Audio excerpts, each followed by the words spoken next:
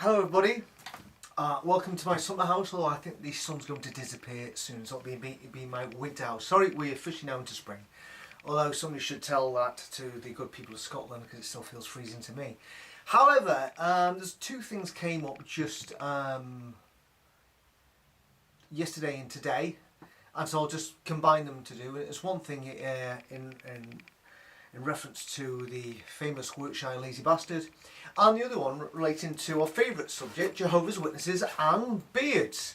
So anyway, with no further ado, we'll crack on with the first thing. So anyway, if everybody's noticed my wonderful t-shirt, by the way, it's Slow Dive. It's a band I went to see Glasgow Barrowlands last week with my son. I first saw them in 1991 in the Mayfair in Glasgow. And they were absolutely fabulous. And as I was looking around the rest of the audience, only to find out that they were all my son's age or even younger, around about 17 or 18. And I thought I could potentially be some of these people's granddads. And they're probably thinking, why is Grandad here? Well, Grandad got into this band in 1991 before you were even born. Anyway, moving on. So anyway, our Workshire lazy bastard has just put this up on his YouTube. Now, I must be still a subscriber of his, and this came up on, somehow I went into YouTube. It's the first thing I bloody saw, which I was absolutely staggered at. Anyway, I'll read it to you. Hi folks, it's been a while since I've given you an update on developments behind the scenes. So here it goes. Wowee.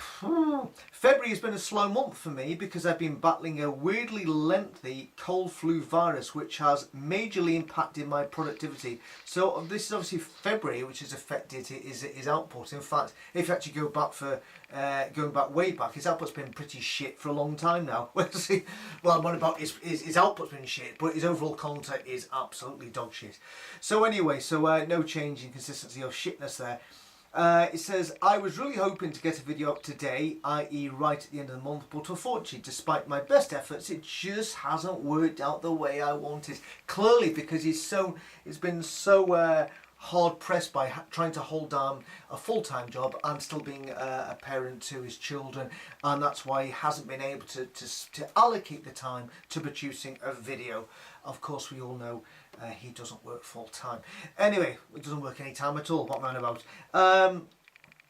It says, I'm therefore going to try to hit the ground running while that's exciting in March and focus on clearing some more of the backlog of videos requested by my amazing patrons, also known as suckers, and YouTube channel members, also known as more suckers. So anyway, despite setbacks, it's still been a relatively productive start to 2024. Not really. I've assembled a new JW Watch team of passionate and knowledgeable fellow ex-JWs who can collaborate and advise on future projects.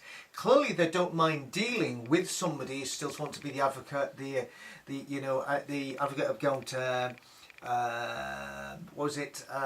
standing up for the victims of child sex abuse within Jehovah's Witnesses, while at the same time paying young girls to have sex in Thailand who probably were sex trafficked and are the victims of child sex abuse. But hey, these people who have joined JW Watch obviously clearly don't mind that, mind the hypocrisy in dealing with something like that. Bizarrely, either they don't know or otherwise they don't care.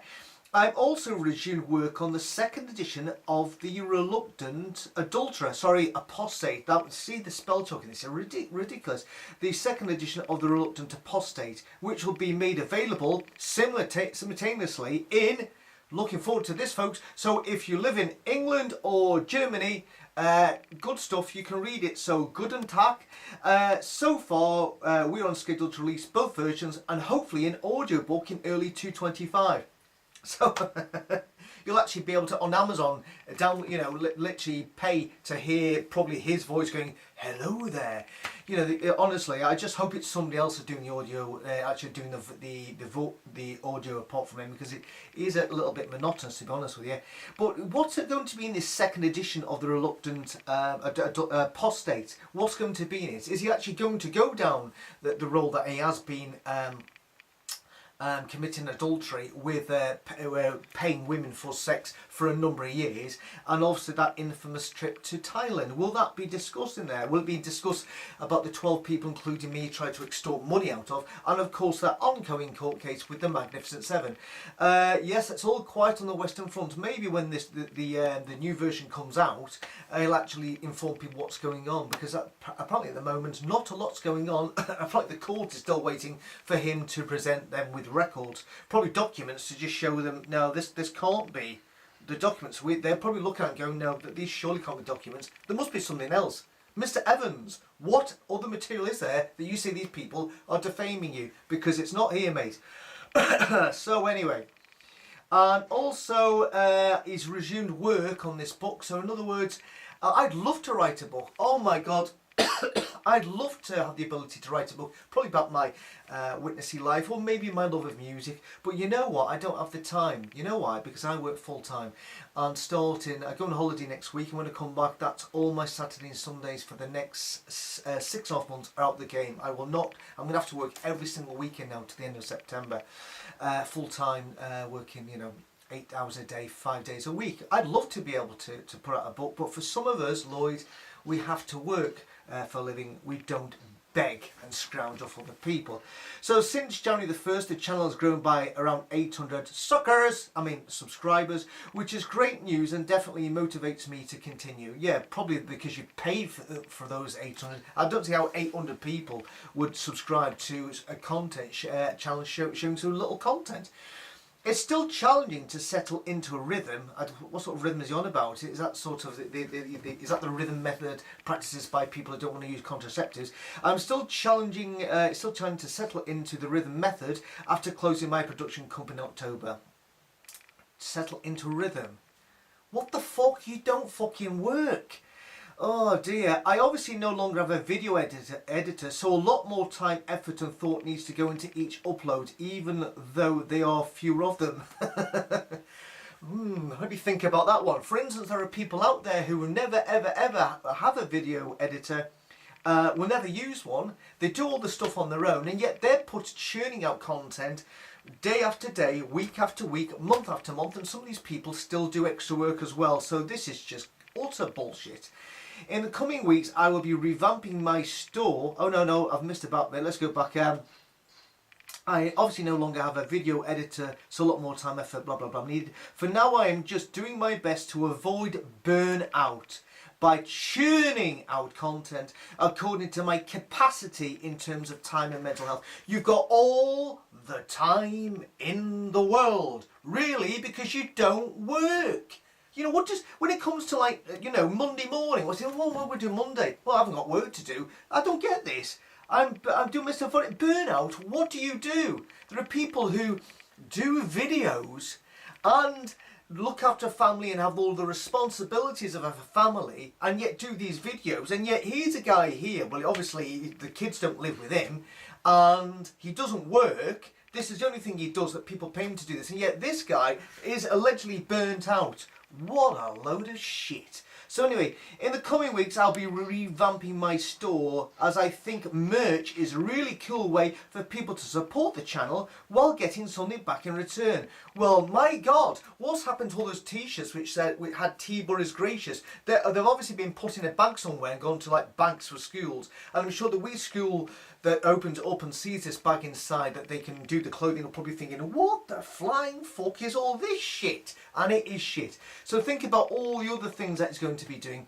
Who in the right mind is going to wear have Lloyd Evans' face on their t-shirt saying, I'm listening? Oh no, it's not listening, that's Frasier. Let's roll the first quip. And then we'll see somebody else and go, ha! Who in the right mind would be seen dead wearing a Lloyd Evans t-shirt, unless you're a complete nutcase or a lunatic?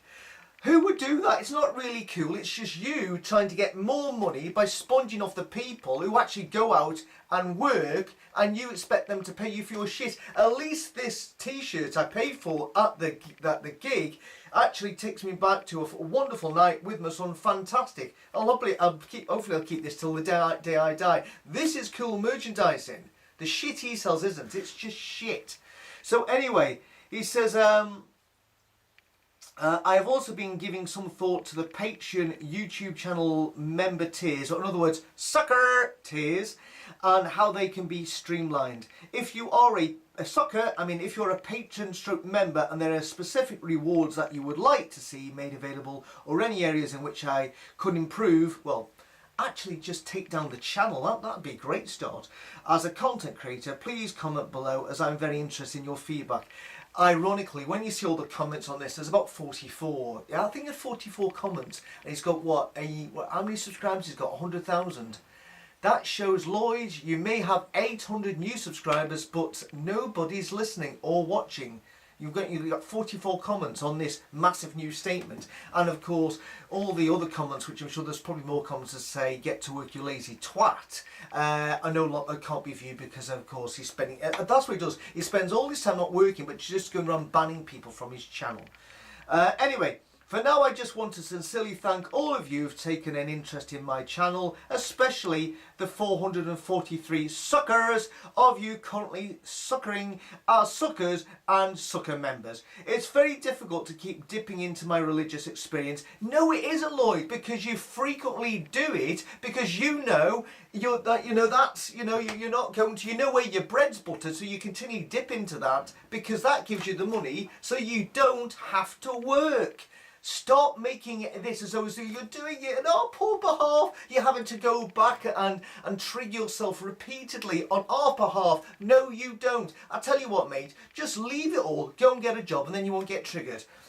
Bizarrely, it's all for us. He's doing this all for us. Oh my God, what an arsehole. So it's very difficult. He says, and he calls it a source of profound personal trauma. Oh my God, literally, mate, honestly, I know people, I could even go back to my own personal trauma that I had to go through with the witnesses, and I'm sure it's just as bad as yours, in some cases bloody worse. So anyway, and longer.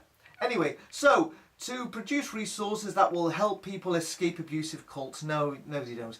But knowing I have the support of so many suckers is extremely heartening and makes my work significantly easier. Thank you, work-shy, lazy bastard, Lloyd Evans. So there you go. That's a quick a rundown on the latest from that utter shyster. The other thing I wanted to talk about is that something that came up on Twitter. I'm just going to go now to Kim and Mikey's thing. Oh, by the way, one more thought on this in relation to his significant churning out his significant output is that according to a little chat I'm in with a few people you may have heard of, recently we've had 6 voicemail advice videos, 6 WT related videos, 6 interviews. In the last 6 months, 17 vaguely related W videos really burnt out. Yes, in the last 6 months. In that same period, Kim and Mikey, 60 videos, JW Thought 46. And this is a guy who claims to be burnt out. So there you go. Anyway, let's go back to Kim and Mikey's YouTube, Twitter page. Right, anyway. I waited till I was 64 years old. Hold on, let me try to do this. If you've not seen it, yeah, so anyway, I'll hopefully you get the pins. I'll print it from the beginning. I waited till I was 64 years old to grow a beard. I need help. You know, and I'm an ordained minister. I can't be looking like the wolf man. What you got? If I were you, I would just let it grow out as far as it would go. But I think I've got just the thing. Okay, what you got? We've got this kit, and it's got all the combs, that's what I'm talking about. Brush, everything you need.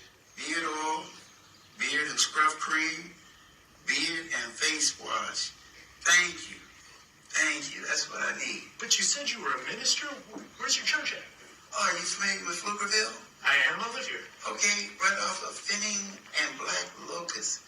I go to the Kingdom Hall of Jehovah's Witnesses. Man, Jehovah's Witnesses, you guys have just been coming in here more than anything I've ever seen. What's going on? Hey, Jehovah's Witnesses, man, we like to look good too. Nothing wrong with that. Well, they can check you out up front. Okay, hey, yeah, I see you got other customers. But listen, let me leave you this.